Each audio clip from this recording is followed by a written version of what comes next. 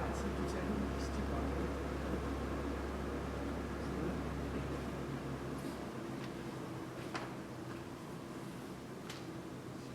Så får du ben.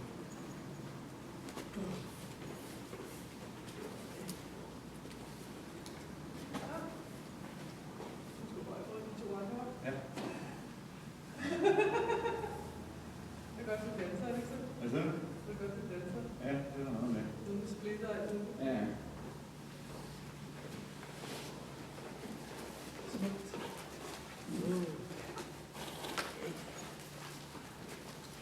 Jeg er dårlig til det. Jeg ved ikke, hvordan jeg må få det.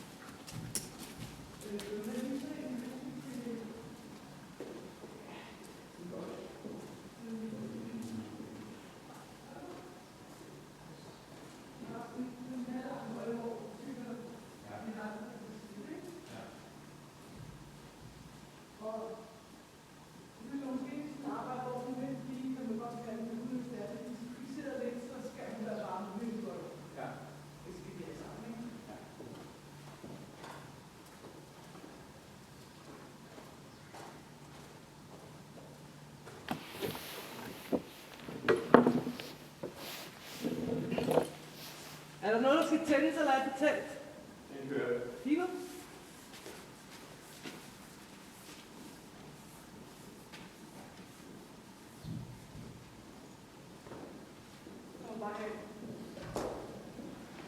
I det, jeg har hele lomsen, ikke?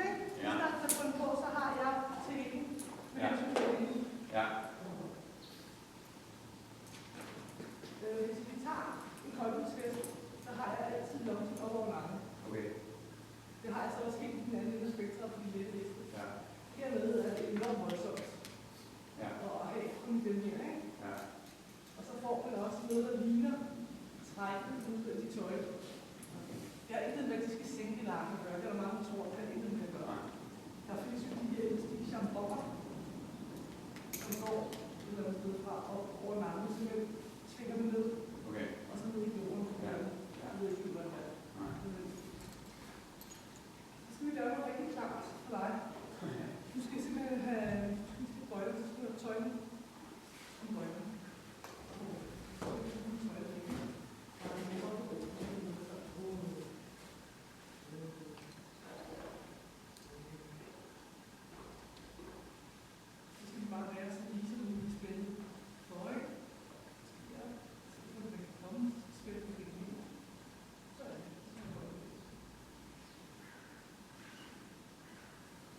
De her tøjler er meget langt og fint. Ja. Det vil sige, at vi kan ikke gøre en træde med hensyn til træk på nogen måde. De gængse hvide tøjler er lidt kortere. De fleste kan bruges til det. Hvis man nogensinde skal have tøjlen hængt op i noget, så skal det være så højt op, så det ligner hånden. Ja.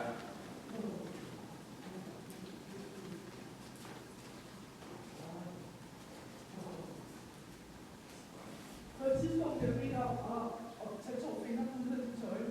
De 2 fingre er kun sådan her. Og trækket er lige efter sådan her, ikke? Meget forsigtigt. Ja. Og den her vej. Ja. Men det er ikke nu. Nej. Det var bare lidt trang. Ja, det må det godt. Tanken er 2 ting. Samtidig med, at vi skal træne i at bruge sin bagben, så vi lige godt træne dig i at få den forbindelse, at hesten hænger sammen. Ja. Fra op til dig og ud til munden, ikke? Ja. Så du lige forstå, hvad jeg lomsen. Og de heste, jeg arbejder med 10 år, som går i handicapudning, starter jeg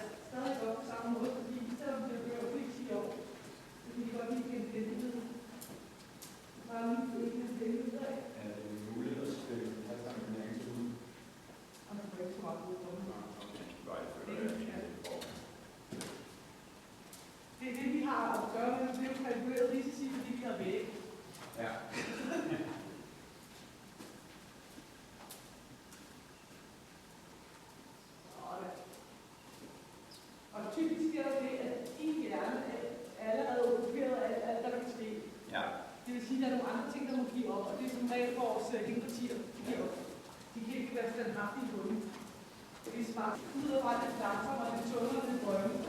Og så hælde til siden. Det er kun lige varmt lidt op, og vi går i gang med noget tøjkøring. Det er hensyn til størrelsen på bolden, hesten går der mange meninger om heste, og det her med at ikke skal lancere den eller hvide rødt, ikke? Ja.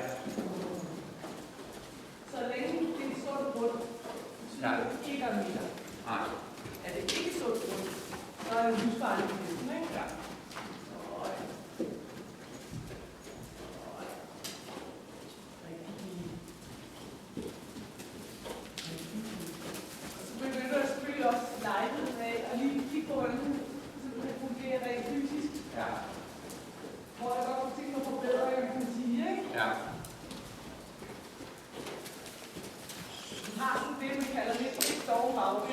Okay. Og det skulle styrkes. Altså, det har vi andre også. Ja. Et af benene, der fungerer bedre end det andet, så er det bare. Ja. Der er ikke nogen af os, der er bygget snor lige. Sådan. Ja.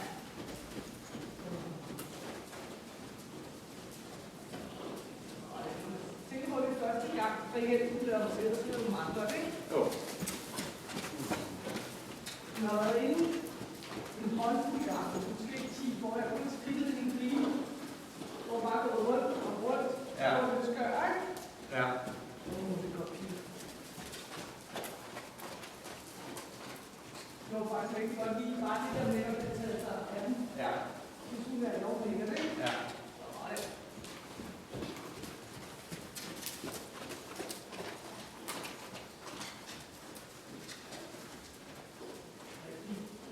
Holder selvfølgelig øje med, at fra naturtiden er hun nogenlunde går på samme spor, eller hvilken side, så man gør det. Ja. Og ynder på bagparten til. Okay. Det er altid det samme. Og det er igen, det ligesom også, de er højere lønkvalificeret. Okay. Hvis man tager højde for det, så kan man jo styrke det i stedet for at gøre dem svage, ikke? Ja.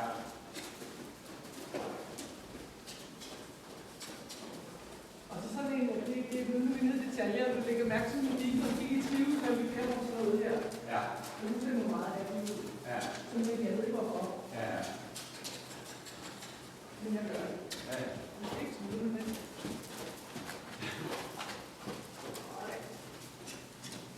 Så må du gerne tage 2 fingre på den venstre tøjle.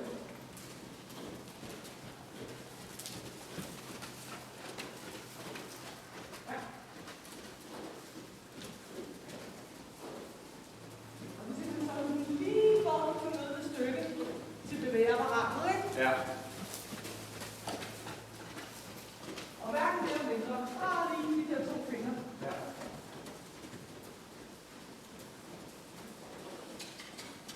Rigtig fint. Og så kunne det være rigtig lækkert, hvis hun i løbet af 5 minutter lige et skridt og 2 den rigtige vej, vi kan det, ikke? Og det er hun skal regne, vi skal give en vilkår for det, og hun skal regne på resten. Og kan man sige, dit bidrag, det er at blive siddende, og ikke gøre mere end lidt på den tøjle, de har bedt om. Og mit bidrag, det er at tempoet vil give det morgenvis. Ja. Vi ser allerede der, så går ned på det, ikke? Det er Ja. fint. Det vil jeg gerne se, og det var jo hurtigt. Okay. Og det stykker man så sammen. Først skal hun vende sig til, at ens krop kan arbejde i den form, vi kalder det, ikke? Ja.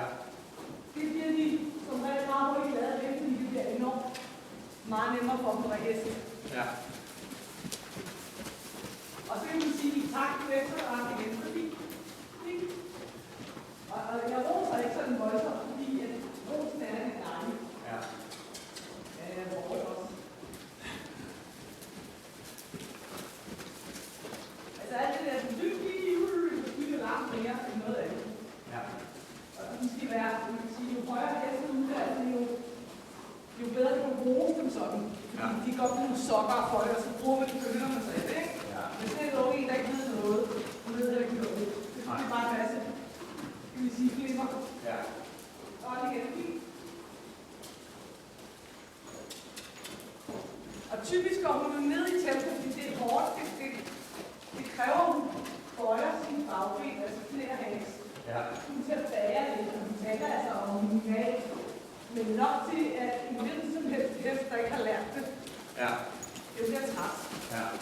Det vil svare lidt til at bære op for en trappe ned i knæ. Det vil du kunne mærke, ikke? Ja. Ja, okay. Ud af det. Der er forskel, og hun har ikke engang en fysik, der gør det nemt for hende.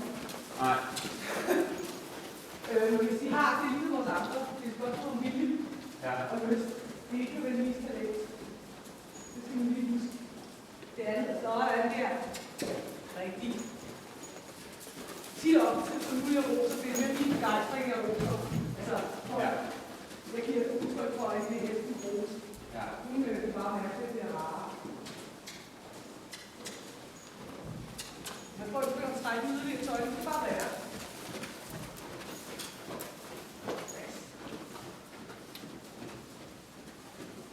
Ja, det er en mennesketing. Så vi vil have mere og mere og mere. Og typisk gør det så for hurtigt. Jeg forestiller mig, at hvis vi skynder os langsomt, så får vi det 10 folk igen, ikke? Ja. Og det kræver en fysisk, kan man sige, både lære for at cykle langsomt, og så sætte forbi. At man ikke lige giver den en tand lige i hand, ikke? Ja. Ja, det er fint. Jeg vil sige, så kan du også høre, lidt hvis du bliver begejstret, det vil måske være. Ja. Hvis du nu havde en fisk i hånden, Ja. du havde selv, Ja. hvor du skal bruge den, står op i den stilling. Og det skal du selvfølgelig for, der er hele bagben på vej op. Det vil sige, at du får maks ud af styrken, du skal have ud af fisken til kunder. Hvis du giver en ramme med bagbenet, det er mig. Kom. Mens bagbenet er i jorden, så får du brugt det til at gøre sådan et skidt bagben. Okay. Hvor når det er i gang med at bøje, Ja. så forstærker du bøjningen i knæ og hals. Det Okay. er til hende, ikke? Okay. Det vil sige, så får man en maks ud af Ja. at bruge kæppen. Der er ikke ud af, at det kunne lige være.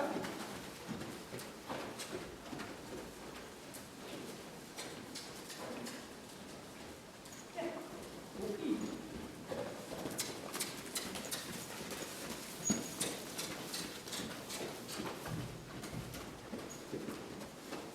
Så vil vi også få mere ensartet bagbenene.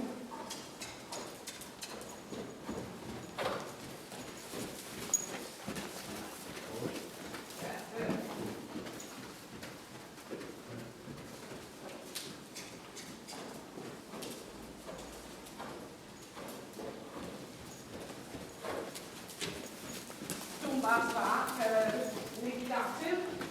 Så går der på den måde.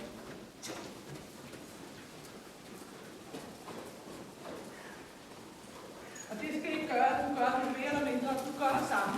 Det kan man godt komme til som menneske, eller Ja. lytter, ikke? Ja. Du venter bare. Giver et vilkår, og venter.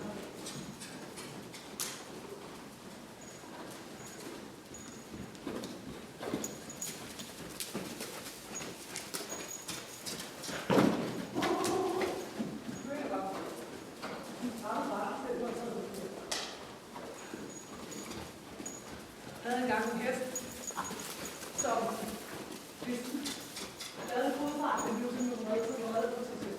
Okay. Altså, det er udvikling, der lukker alt muligt, ikke? Okay. Trods på sig selv, sådan noget vej. Ja. Og det er pisse til det.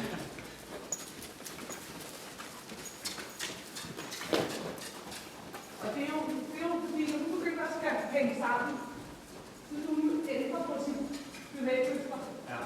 Det volder nogle gange nogle kvaler, som både kan gøre, at de snubler lidt og mange ting.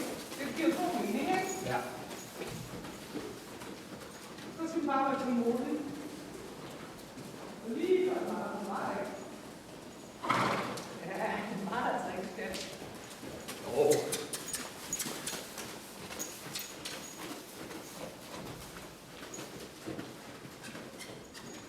Og måske, hvis for eksempel nu jeg det er godt. Jeg ved ikke, om man skal det.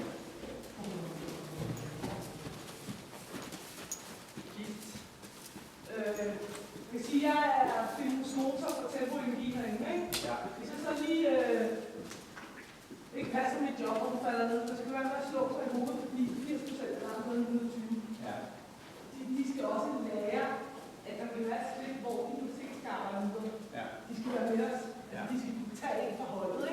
hvis vi arbejder 120, så bliver det magnetdukker. Ja.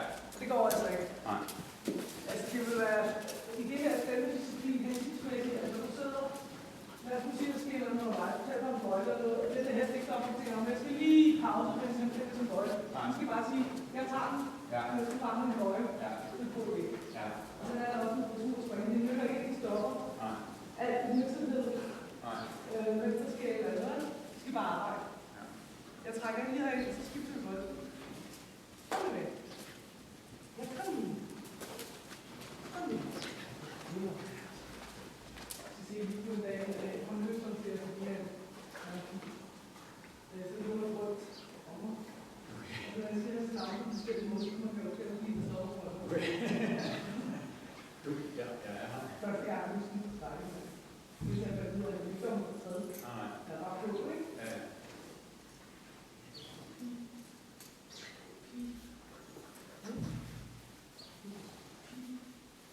Nu er jeg rundt, så kan jeg skille lige til 20 grader. Ja. Nu tager vi det fra.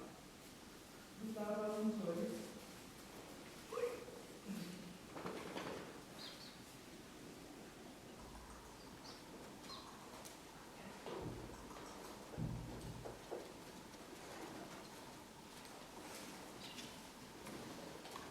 Er der nogen, der vil tage lidt for meget på noget studie?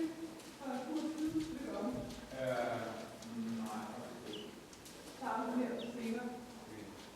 Jeg tror, jeg har den. Det er ikke sikkert. Okay. Et godt eksempel var i Janne faktisk på et tidspunkt. Det var meget interessant. En gang har jeg fået lov til at hjælpe en meget kort med friskot. Ja. Fed hest. Ja. Og Janne er en fed rytter, fordi hun vil så gerne, ikke? Ja. Og hun var det er meget tidligt, mens hun var her. For nogen, der kan love, at han springer meget fint af, fordi han har lært det, at han så stopper det med forkert. Okay. Altså, så får han ned i 30. Ja. Men så vi ude i den der sådan 120%, så siger jeg, at han kommer rundt sving mod venstre, det var til venstre, han havde svært ved det. Ja. Lad ham gøre det, men det er han har det godt. Okay. Og så se hvad der Ja. Ja. Så siger, så kan man justere det, men det kan man ikke gøre på dagen. Nej. Det er noget, man arbejder på helt imod, ikke? Ja. Ikke nu til næste gang, så er det nok afhæng. Ja. For varme? Ja. Okay. Det gør en forskel, at man ikke selv skal holde noget. Ja. At man har sådan lidt siddet. Men jeg har fundet en genial øvelse til armene. Vi tager simpelthen, der skal vi have en hest, der er vant til at gå i lov, så kan blive ved, ikke? Ja. Så tager vi typisk surprise. Ja. Og kan du huske den der, jeg talte om, den der gamle fjeder? Ja. Så skal du sidde med den. Ja. Den tror jeg ikke. Ja. Både til op, Ja. og du skal sidde, Ja. og du styrer både at følge med den, Ja. og trække den der, ikke? Ja. Ja, hun er det. Ja. Det skal også meget. Det er skide godt. Altså nogle gange får jeg også det der lige advare mod, det er så ikke lykkes i. Ja. Ja. Altså Louise og Alle idéer skal prøves, ikke? en gang. I hvert fald en gang. Ude et andet sted, så Louise sad med en arme, så skal du have noget med arme, så skal jeg ikke bruge det, og det er sådan til det fremme. Det er det, der kan Ja. gå ud til i mange år, ikke? Ja. Ja. På den samme profil, ikke? Ja. Ja, men det er spørgsmål om til hjælpemæssigt. Ja. Og Louise kunne måske flink, fordi hun blev ved. Ja. Og hun sagde, det er altså ikke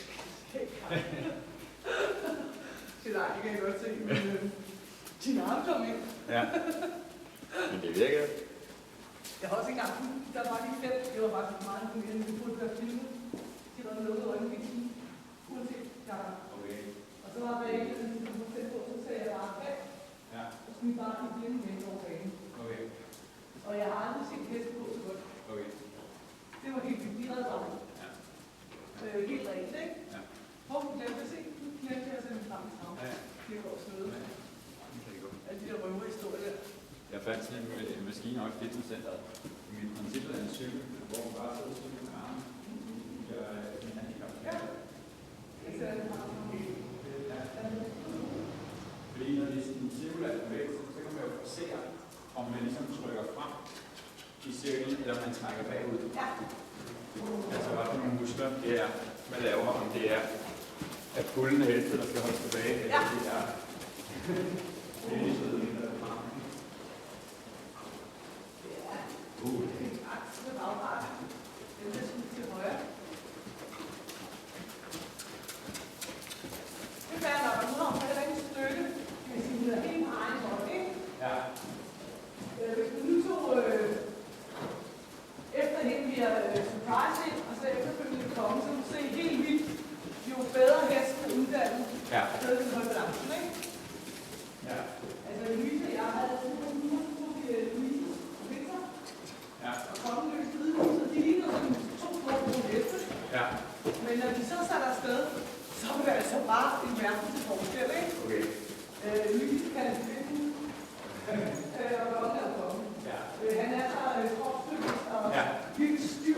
Ja. Og hendes er en fantastisk hest. Han kan lige finde den. Okay. Og kigger lidt på den. Men når du rytter dansen, er det ikke? Ja. Det kan ikke finde sig af. Jeg har set det, jeg skal se, så tager du den og rytter dansen ud af din tøjle med 2 fingre.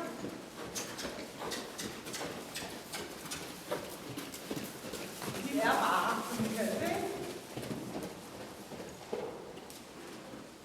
Det er jo langt sværere på venstre volde for en hvilken som helst hest, der gerne vil træde til højre med bagbenene. Okay. Fordi at tanken er jo, at de skal ind og være på den bagben til en start. Ja. Går man så hele livet nu, så de bærer lige meget på begge ben. Hvad er det? Det er slet ikke normalt for hest. De bærer ikke det. Ja. Og ligesom også gerne det samme, uanset hvilken vej de går. Og der har vi jo selvfølgelig en... altså, vi bliver nødt til at ryste begge ben, men det holder de. Fordi de har lyst til at begge veje, ikke? Ja. Så siger meget, det hjalp på stykket, bare det lidt stykke på tøjlen. Ja. Så kunne hun få rettet sin forfra til bagfra.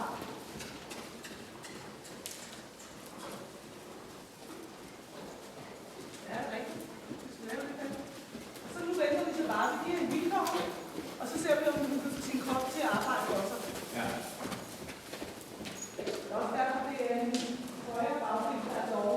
Fordi hvis vi langt vej rundt her, hvis du nu ikke støtter det, så vil du tage bagparten i forparten. Og så kommer en kort vej rundt til trods for din udvendigt, ikke?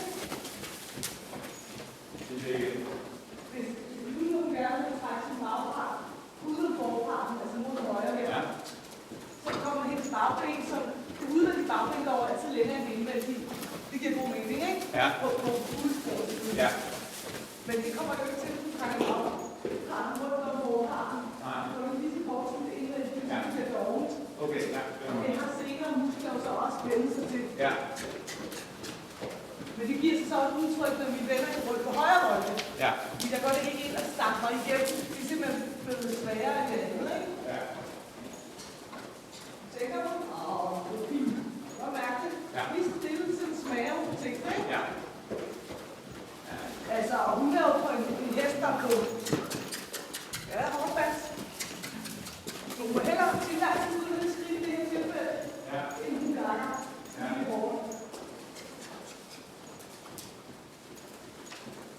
Og hun er jo næsten, som jeg ser, skal have løftet sin hals af solitaire 20 cm højt. Det er meget. Ja. Altså, kan du huske, at jeg talte om, at Charles havde halsen? Ja. Ja. Men det skal jo fyldes ud. Og det kan man kun fylde ud med muskler. Ja. Så jeg bare få et træk på hårdt. Bare lige være. Sådan her. Fordi grund til, at hun slår hovedet, det er jo, at hun skal have den kropbrænde ind i kassen, ikke? Ja. Så hun er ude i alle sine egne, så der må hun endelig ikke trække tilbage. Bare være. Ja. Det er hende, der skal regne ud.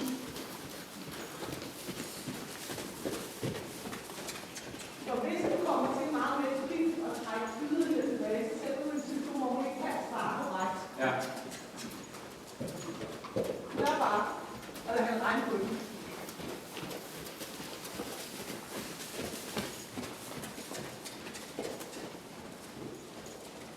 Og det her, det er jo løftende arbejde. Ja. Intet andet. Og det vil sige, stimulere dem sådan vældigt i hovederne, ikke? Ja. De er uværd. Jørgen mener, at top 5 hesten, som er vant til at gå på tur, de tager sådan en dejlig wellness-dag. Sådan. Ja.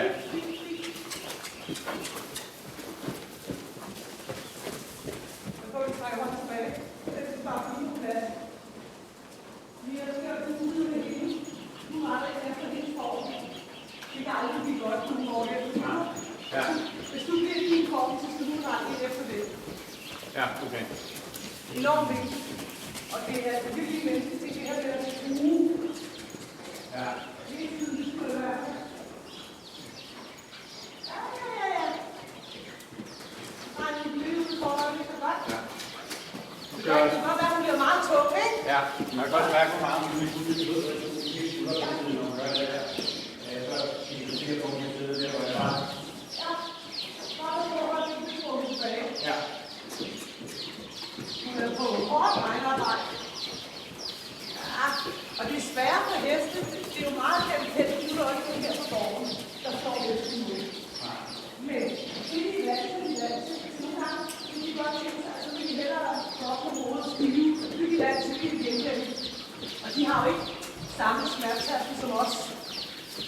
tænker ikke af for helvede. Nej. De tænker bare, det er sgu lidt stramt, men Ja.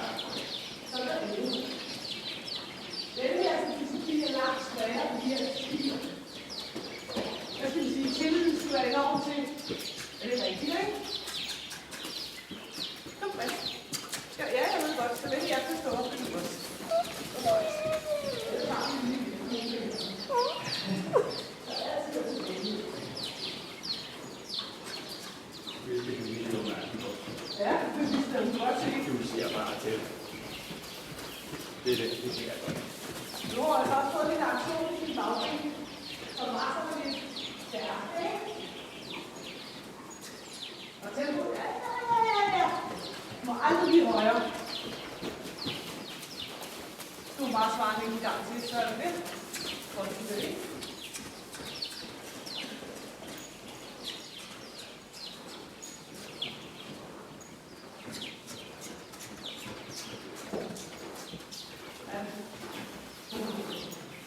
Nydeligt. Du får det lige sluppet, så får man lige øjnene til. Prøv lige at mærke på skulderen. Kan du mærke på meget frem på forfængden? Ja. Det gør hun, fordi den der virker. Ja. Og hun så har mulighed for at komme frem. I gæst og sur desværre, så kan du gerne have en masse aktion her. Ja. Så du holder den her. Ja. Stram. Ja. Men lad mærke på meget, hun fører den frem, ikke? Ja. Fordi det der. Nu er det ikke sikkert, at du er helt rundt. Okay. Ja. Det vil så falde væk igen. Altså, det er jo det, tager jo langt tid, fordi den høj har kun det, vi kan lide. Kan du se det? Det var det. Tak, ikke? Ja, det er jo ikke. Ja, når vi møder til at gøre det, når jeg gør det. Det er hvad det er.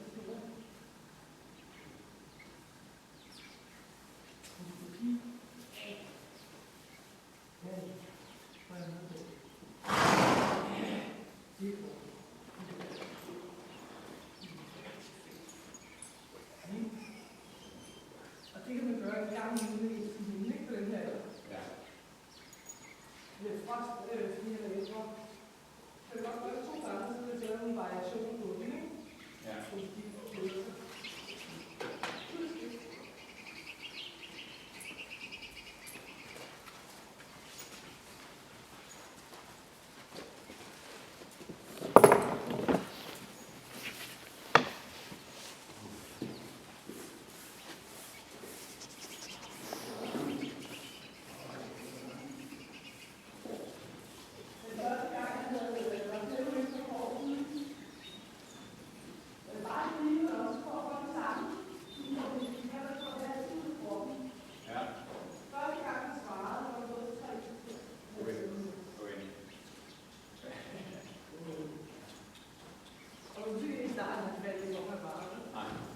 Så kommer den her, du kan se øjnene lige.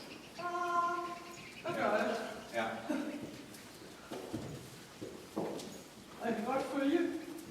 Nogle mister tålmodigheden og tænker, at det sker aldrig. Ja. Hvorfor gør vi det? Ja. Men det er et møjsommeligt arbejde til en start, ikke? Ja. Og I fanger det, så kan godt se på videoen, det er lige så, det skal du mærke, at de her har